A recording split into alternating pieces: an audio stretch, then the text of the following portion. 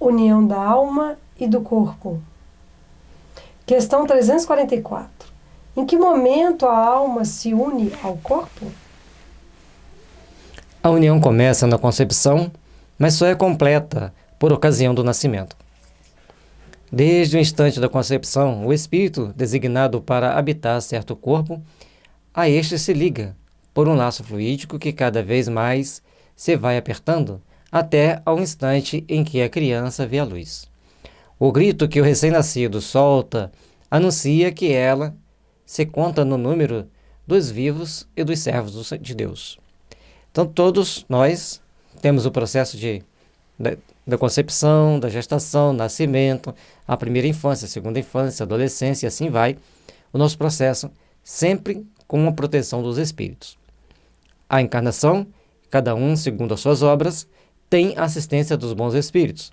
No livro Missionários da Luz, nós teremos exemplo de duas encarnações, uma muito bem sucedida e a outra nem tanto. Portanto, fica aí a sugestão de leitura para a gente aprender mais. E o que é importante é entender que desde a concepção o espírito está ligado fluidicamente ao processo da formação do corpo, ao processo reencarnatório, até chegar ao corpo físico assim que ele nasce.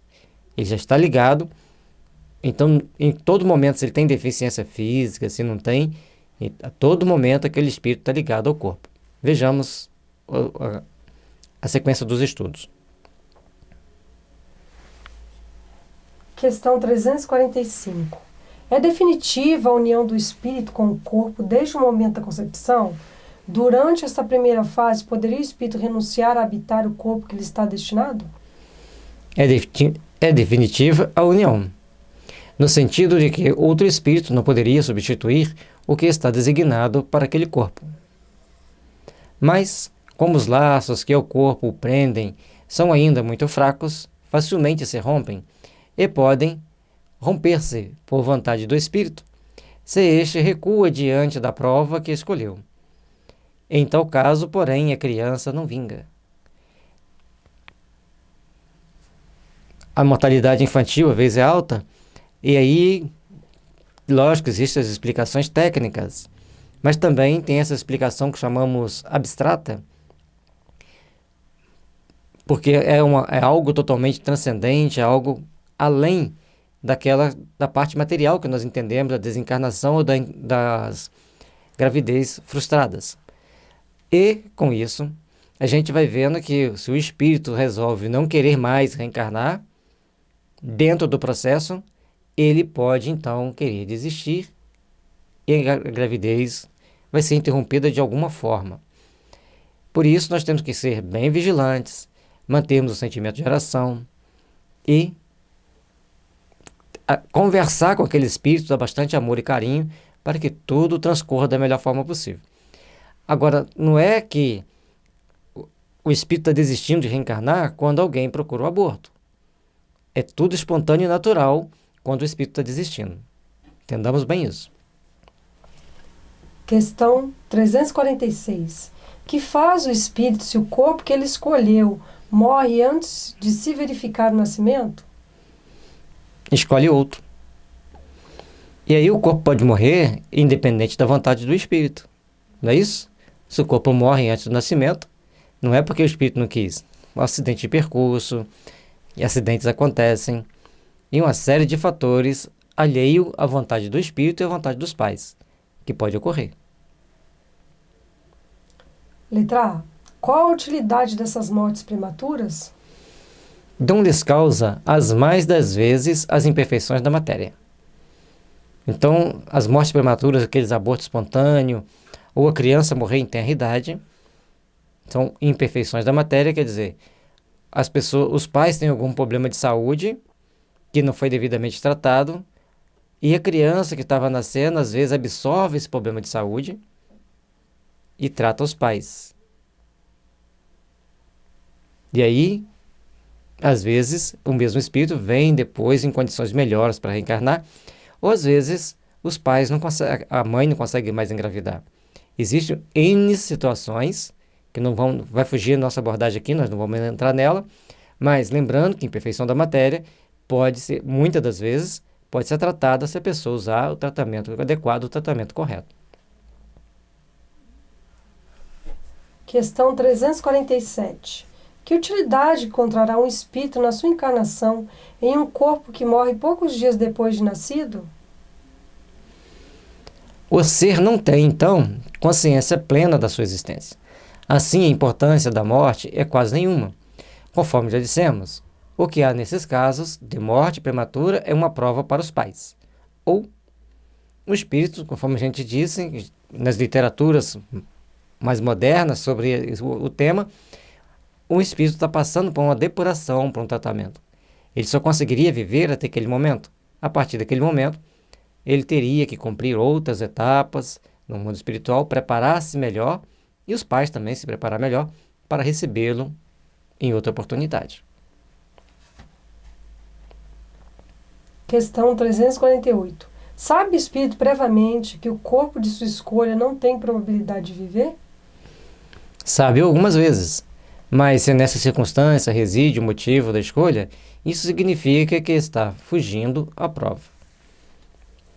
Então, se tem um motivo da escolha, porque ele sabe que aquele corpo não vai viver, e de antemão, já sabendo, ele prefere encarnar assim, ele está fugindo de uma prova. Ou, em alguns casos, ele precisa de passar por essa condição por uma série de fatores que não nos cabe nesse momento fazer o julgamento. Então sempre tem um motivo. E a espiritualidade superior sabe o motivo e entende o motivo.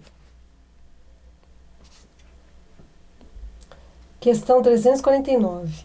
Quando falha por qualquer causa a encarnação de um espírito, é ela suprida imediatamente por outra existência?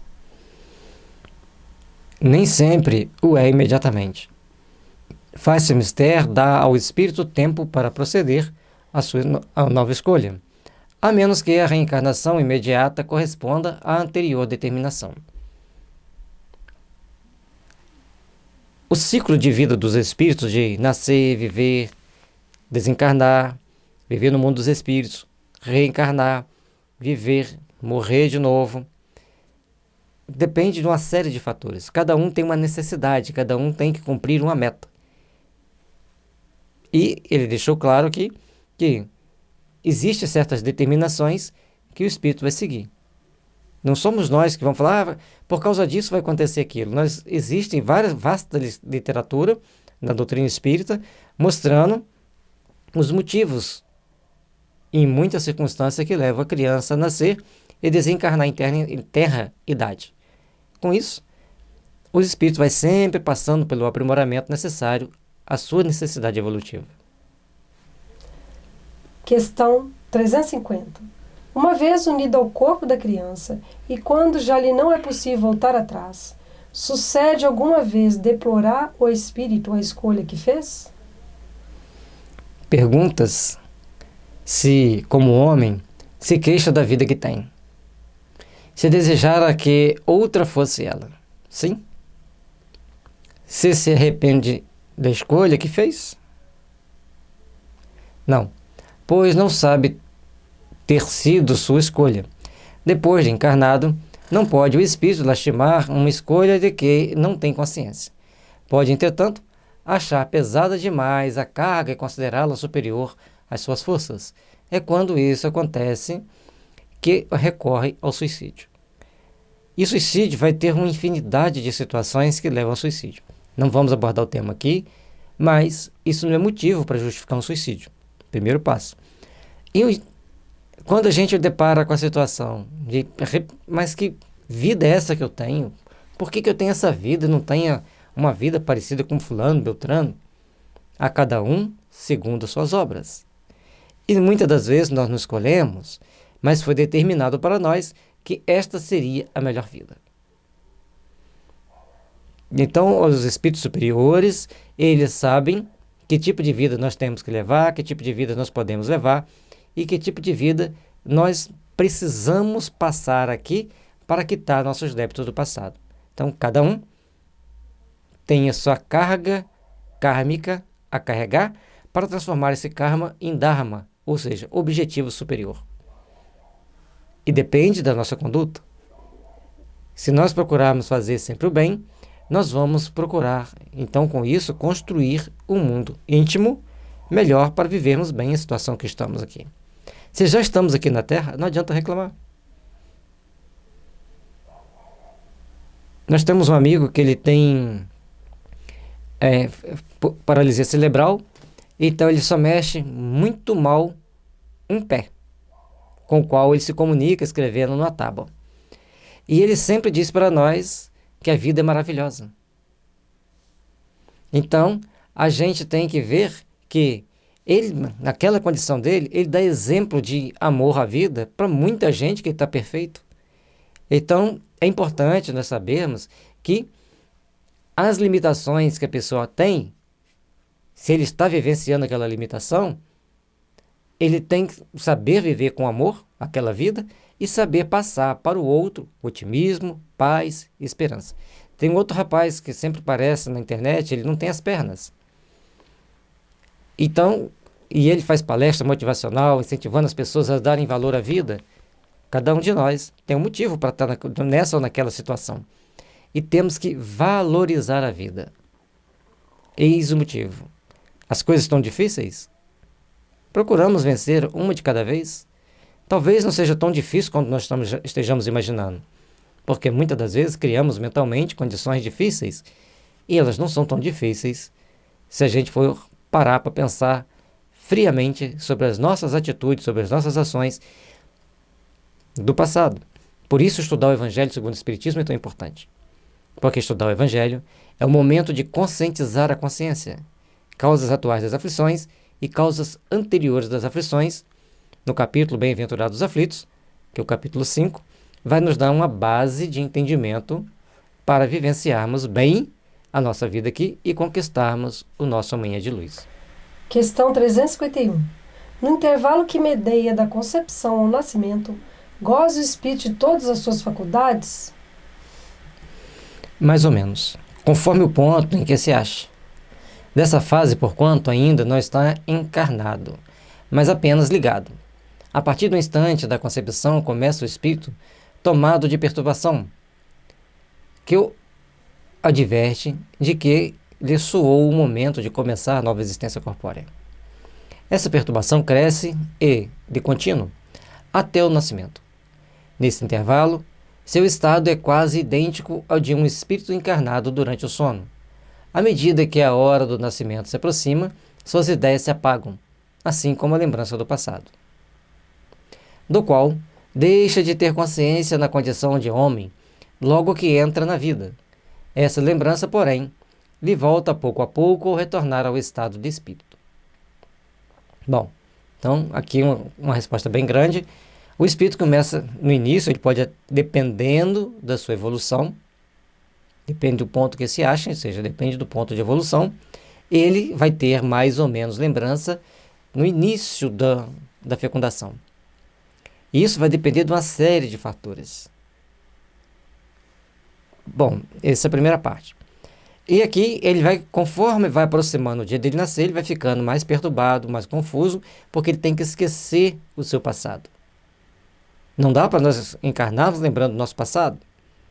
Ah, mas eu lembro. Você lembra depois de uma certa idade. Você lembra porque você teve maturidade para lembrar. Porque muitos não têm. E se lembrar, cai. E aí, à medida que ele, aqui na vida, ele vai vivenciando a sua existência, de acordo com a sua evolução, de acordo com os seus estudos, ele pode ou não lembrar de encarnações passadas. E a partir do momento que ele trabalha esse conceito de encarnação passada, ele pode lhe ser revelado algumas coisas, desde que ele suporte a informação. Ah, mas então eu quero fazer uma regressão. Cuidado, que pode não ser muito bom. Aí você acha que você foi um discípulo de Francisco de Assis, mas você foi discípulo de um tirano que agia com extrema rispidez, com extrema crueldade. Você não vai sentir bem. E se também você tiver sido discípulo de São Francisco, e nessa vida dá para você levar uma vida normal. Aí você lembra que foi discípulo de São Francisco, você é obrigado a ter uma vida de grande dedicação semelhante. Afinal, você foi discípulo de São Francisco, você conviveu com ele. Então é bom que a gente não fique sabendo. Entenderam por que a gente não deve lembrar? E da mesma forma, se você foi discípulo de um tirano sanguinário, você tem obrigação de fazer todo o bem possível. Por isso, não é bom lembrarmos. É bom vivermos com aquilo que Deus nos deu, dando uma condição normal, trabalharmos o bem, na medida das nossas forças, procurarmos dedicar tanto quanto possível a fazer o bem, a nos instruir, principalmente instrução espiritual, e procurarmos assim conquistar a paz que devemos interiorizar em nossas almas. Questão 352. Imediatamente ao nascer, recobre o espírito a plenitude das suas faculdades? Não, elas se desenvolvem gradualmente com os órgãos. O espírito se acha numa existência nova. Preciso é que aprenda a servir-se dos instrumentos de que dispõe. As ideias que voltam pouco a pouco, como uma pessoa que desperta e se vê em situação diversa da que ocupava na véspera. Então, conforme a gente reencarna, não vamos lembrar da vida passada. Então, o nosso organismo vai se desenvolvendo, nós vamos aprendendo, nós temos que estudar.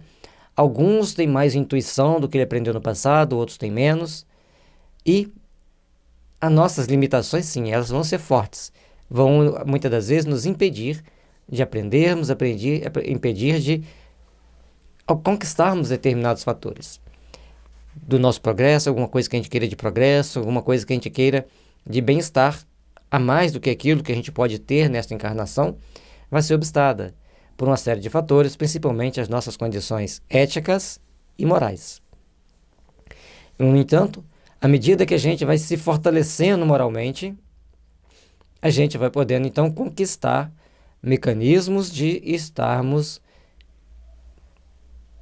com todo o potencial para alcançarmos algo mais.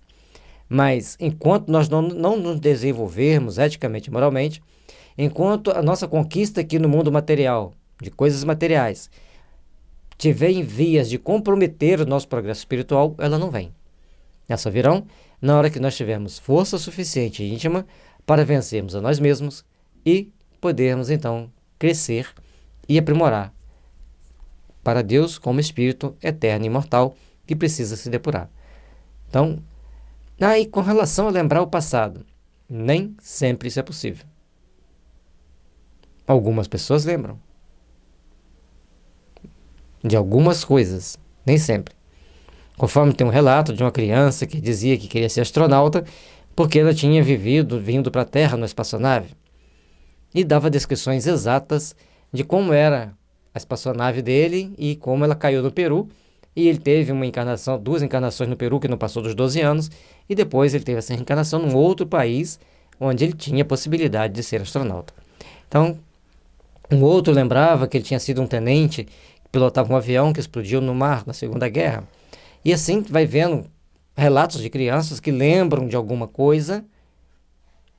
Tem um livro que foi escrito baseado em pesquisa de lembrança de vida passada, mas não é para qualquer um, é para algumas pessoas. E tem algumas que lembram até o nome dos ex-cônjuges e vão lá na casa. Descrevem tudo que tem na casa, o nome do marido, dos filhos, e normalmente já o encontra casado com outra pessoa. Mas a pessoa dá todas as descrições. Uma prova que existe a reencarnação.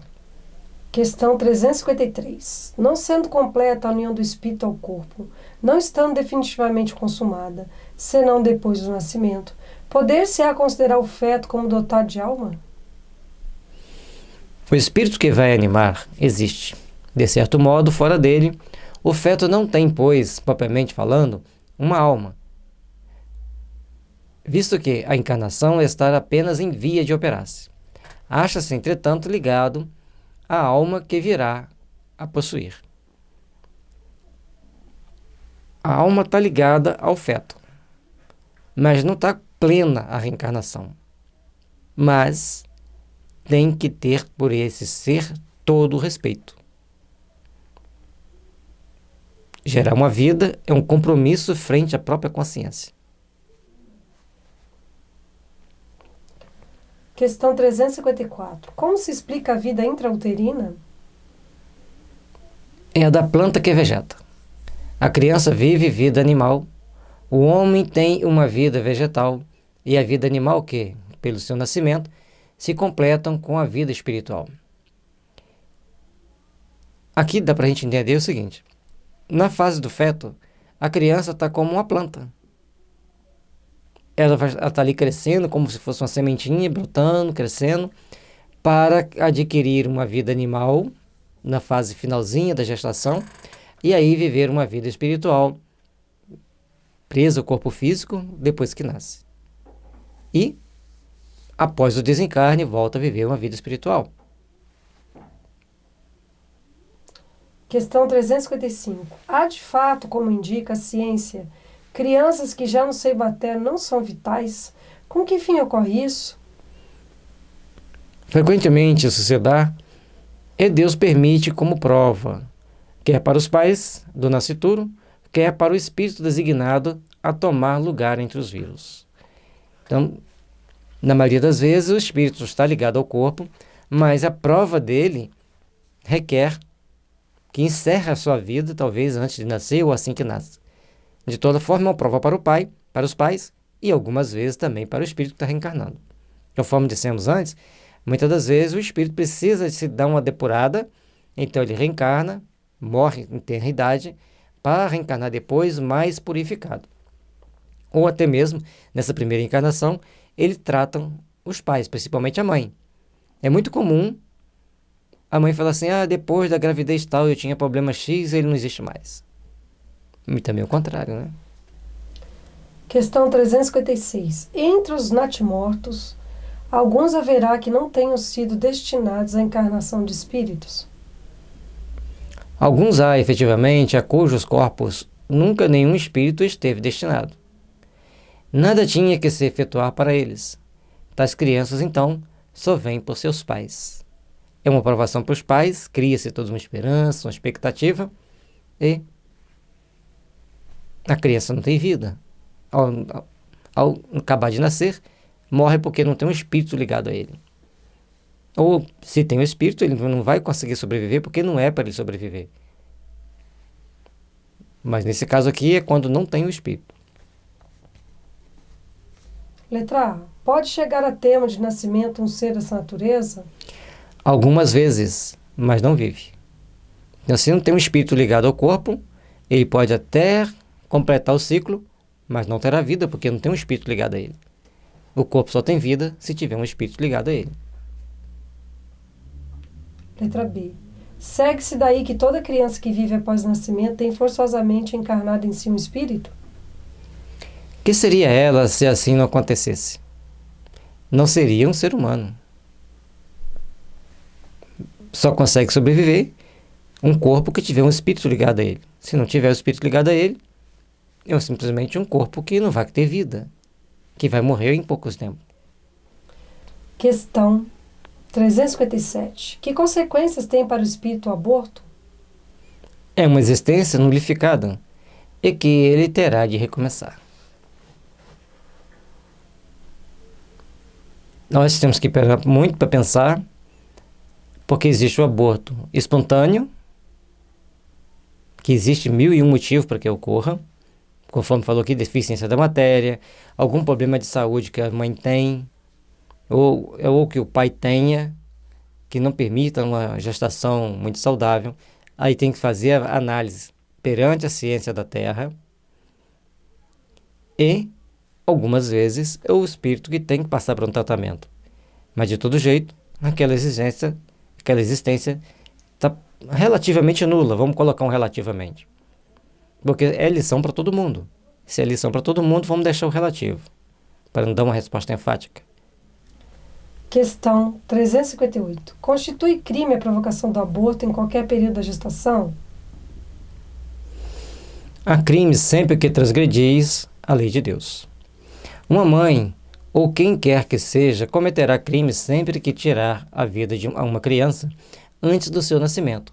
Por isso que impede uma alma de passar pelas provas a que serviria de instrumento o corpo que se estava formando. E aqui nós temos que ter muito cuidado na hora de fazermos esse julgamento, porque é um crime. o aborto, tanto a mãe quanto o pai, quanto os profissionais que participaram do aborto, todos estão cometendo crime perante as leis de Deus. As leis da terra, cada país vai ter a sua legislação, mas perante as leis de Deus sempre constitui crime. E nessas situações, quem já o fez, o que a doutrina espírita recomenda? Ore, peça perdão a Deus e faça muita caridade. Então, a oração e a caridade é o ponto-chave para a transformação de todos nós. Certa vez nós estávamos vendo um documentário sobre uma tribo na África. E o Espírito nos mostrou assim uma senhora, lá, que estava passando no documentário, e falou assim, essa foi uma freira. E como freira, ela cometeu alguns deslizes, nesses deslizes ela cometeu alguns abortos. E ela pediu para reencarnar na África, e ela tem mais de 15 filhos. Então, aqueles espíritos que ela abortou, ou que outras pessoas abortaram também, ela deu ali a oportunidade deles nascerem. E outros espíritos necessitados de passar por aquela prova rude na África. Então, nós temos que ter cuidado para não fazermos certos julgamentos, porque a lei de Deus é lei de amor e de solidariedade. E cada uma vai nascer, na próxima encarnação, com o compromisso de reparar o erro cometido. Ou, às vezes, já nessa vida já quitou com as suas boas ações, com as suas atitudes de amor e de arrependimento. E principalmente de tomada de consciência.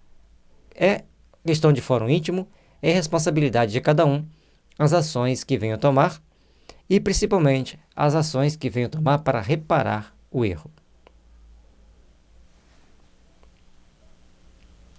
Questão 359. Dado o caso que o nascimento da criança pusesse em perigo a vida da mãe dela, haverá crime em sacrificar-se a primeira para salvar a segunda?